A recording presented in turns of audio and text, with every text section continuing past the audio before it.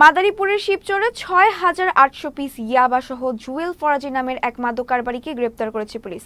শুক্রবার রাতে উপজেলার শেখপুর বাস স্ট্যান্ড এলাকায় চেকপোস্ট বসিয়ে মাদক সহ জুয়েল ফরাজিকে গ্রেপ্তার করে পুলিশ।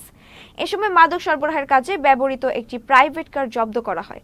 গ্রেপ্তারকৃত জুয়েল ফরাজি ভোলার বোরহানউদ্দিন উপজেলার জয়ারহাট বাজার গ্রামের আজিজুল হকের ছেলে।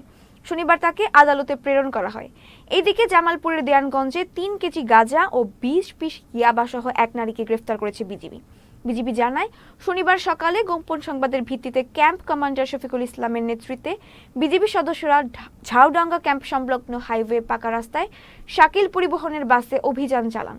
এ সময় বাসের যাত্রী মরিয়ম বেগমের দেহ তল্লাশি করে ২০ পিস ইয়াবা ও ৩ কেজি গাঁজা পাওয়া যায়। মরিয়ম বেগম ঝালকাঠি জেলার রাজারপুর থানাধীন গোপালপুর গ্রামের আব্দুল মালিকের মেয়ে।